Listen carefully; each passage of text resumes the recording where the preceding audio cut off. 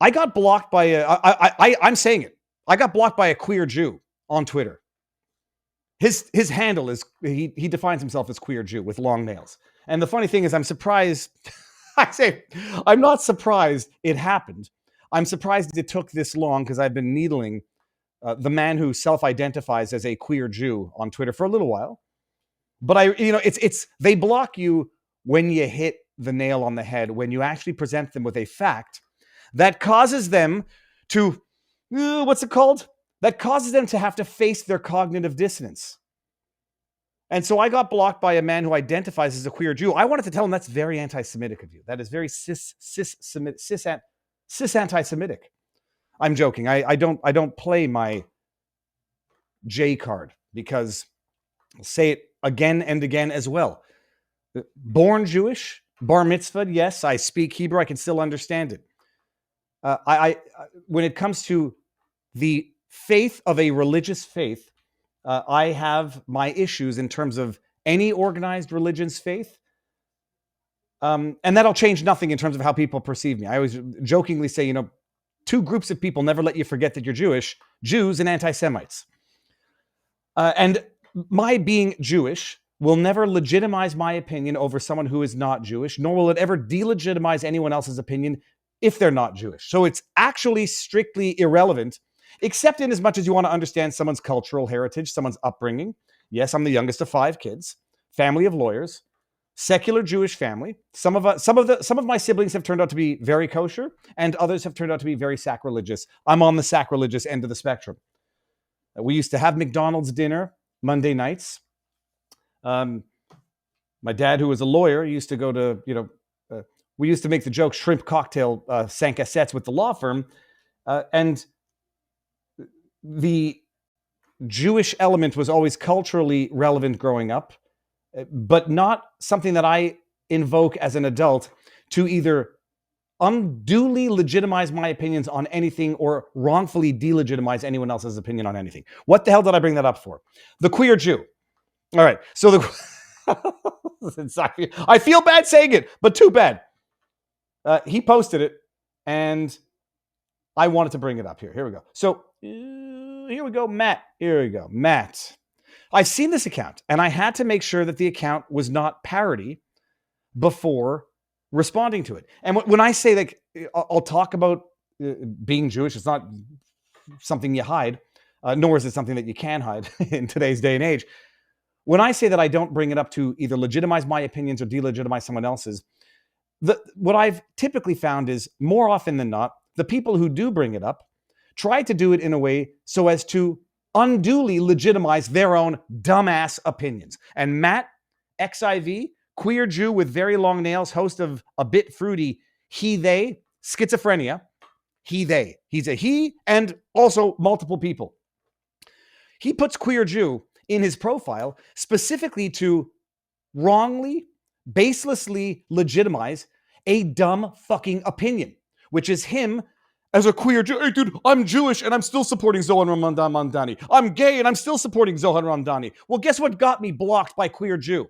Pointing out the fact that he's supporting someone who literally supports policies that are existential threats to this man's gay Jew identity. Sorry, queer Jew identity, because being queer and gay are two different things from what I'm told. So I point that out. I get blocked. This dude puts that he's queer Jew in his profile to legitimize dumbass opinions, as if to say, it's that much stronger, my opinion, because as a queer Jew, I still support Zohran Mamdani. Check this. And with just a few days left until the election, what can people do right now to get out the vote? People can go to ZohranForNYC.com. Look at this smarmy used car salesman. This is high school, people. This is like when Bart was running for class president against Ralph. Or no, was it Ralph? Who's the other guy there? The nerd. It was Ralph. No, not Ralph. Marvin. Like, first of all, it's a popularity contest. Second of all, you got to get, the kids to feel like they want to get out there and vote. Used car salesman. And you look at his face and my goodness, he looks energetic. Come on, guys, let's get out there. Let's get the young, dumb idiots out there who think that it's an act of protest. The gay Jews. Let's get the gay Jews for Zohran Mamdani. /GOTB.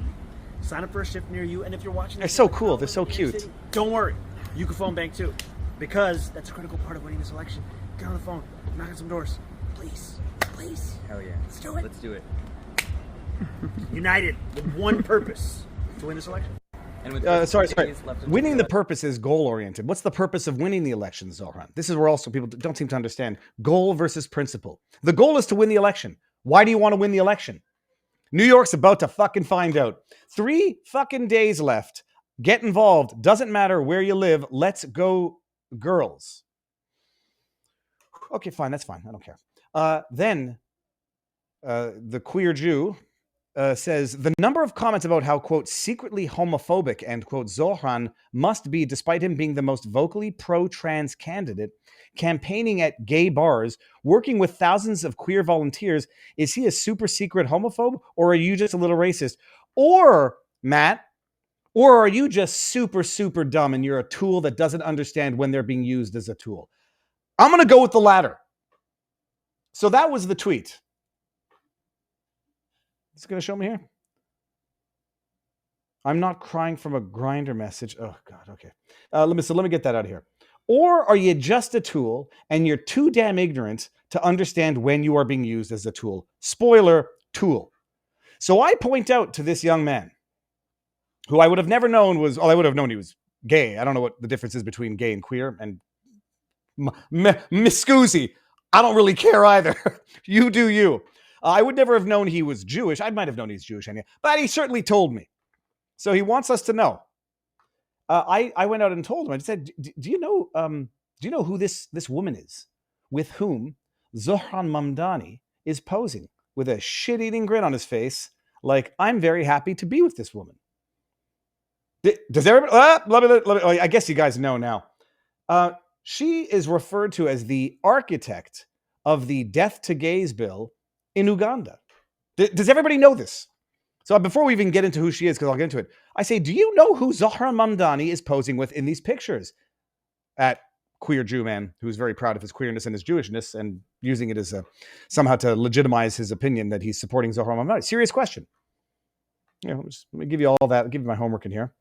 Serious question. You know what the response to that serious question was? Blocked.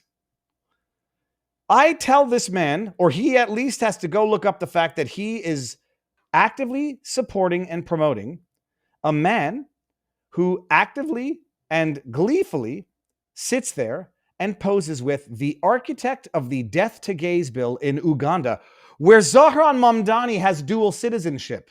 And you all know what I say about dual citizenship. I don't give a shit if it's Israel, if it's Uganda, if it's France, or if it's Canada. If you see me running for governor of Florida and I still hold my Canadian citizenship, don't vote for me. And have some suspicions as to what the hell I'm doing. Am I representing Canada or am I representing America? Well, of course you're representing America. You're running for governor of Florida. Well, then you relinquish your bloody citizenship. Citizens can have dual citizenship. If you're running for office, you should be forced to surrender. What is it called? Abandon that citizenship. This Zohran's got... So this is it, by the way. Oh my flipping goodness, the queer Jew Matt blocked me as soon as I pointed out that the man he is promoting for mayor of New York is the man in the photo smiling with the former leader of Uganda, who is an architect of Uganda's Kill the Gays law. You can't block the truth, moron. So, yeah, I don't plan on having any... I don't believe I'm going to have any impact on the outcome of tomorrow's elections in New York. But it is just hard and fast evidence that this is going to be part of my talk in New Orleans. The day after tomorrow, I'm heading down tomorrow, and I'm going to see some awesome people. This is part of my talk. You know, the whole thing about Mark Twain, it's easier to fool someone than it is to convince them that they've been fooled. My wife was explaining that there's a neuroscientific reason for this. And I'm not giving away the punchline of my speech. There's a neuroscientific reason for this. And once you have felt the comfort of an acquired belief, the discomfort of being forced to face the idea that, oh shit, I'm a queer Jew supporting a man whose faith arguably is not all that tolerant of homosexuality, but, you know, religious people tend to judge homosexuality as a sin because it's just contrary to the natural order, but that's up on them. I have no problem with homosexuals. I'm supporting a guy whose faith might be a bit of an impediment to my lifestyle, and who's posing with a woman who literally sought to jail the gays of Uganda for life. So congrats, queer Jew from New York.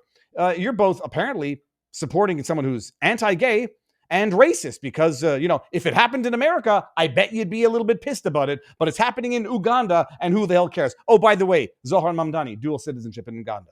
Let me just double check that to make sure that, does Zohran have Uganda citizenship? Just want to make sure. I'm sure he does, but let me do this in real time.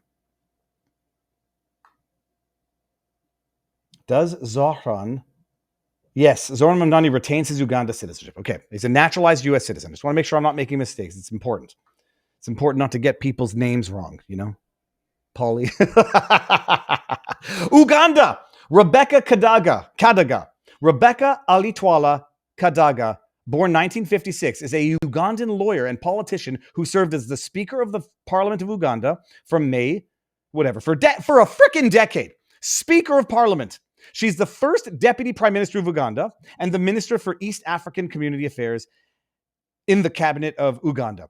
She is the first woman to be elected Speaker in the history of Parliament of Uganda. She succeeded Edward, I don't know who any of these people are, and just because I'm not totally versed in Ugandan politics. Can we just get to the gay part, please? Controversy. just minor controversy. Kadaga vowed to pass the Uganda anti-homosexuality bill through Parliament by December 2012. The bill, sometimes referred to as the Kill the Gays bill. There you go, queer Jew. Oh, you don't mind if they kill the gays so long as they leave the queers? Is that the rationale? At one time sought to make acts of homosexuality punishable by death or life imprisonment, but later removed the death penalty option from the bill.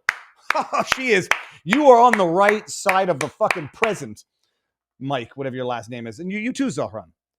I tell you, if ever a photo surfaces of me in a photograph with a person who supported death to homosexuals, I would expect to be judged for that.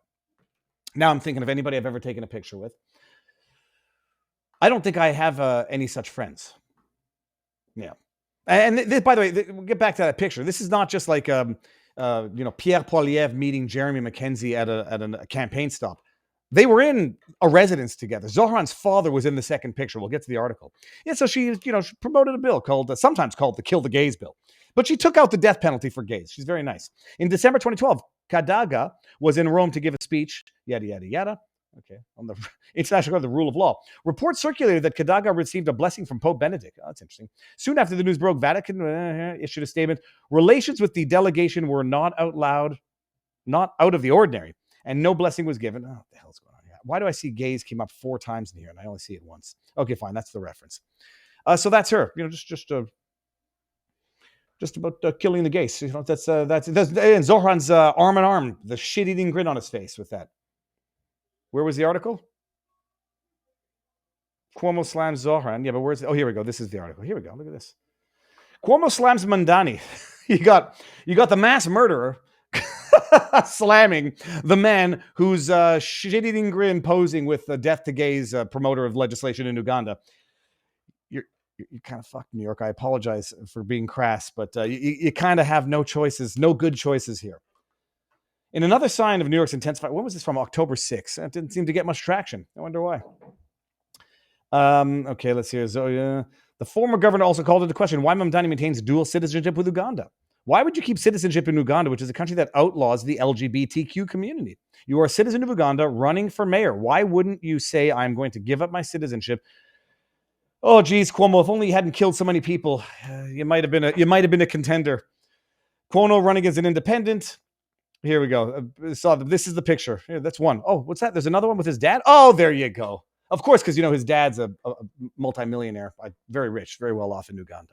Another photo that includes Mamdani's father was taken. Mamdani was flying home from a summer wedding at his family's home in Kampala. So you point it out, and you get blocked by the queer Jew who can't face the fact that, holy shit, he's been lied to, he's been duped, he's been used as a useful idiot. And now he cannot back out of that, because to acknowledge that would be to acknowledge that he's a useful idiot who's gullible and can be used. And so double down, triple down, and block the truth, sir. I think that's all I have to say about that.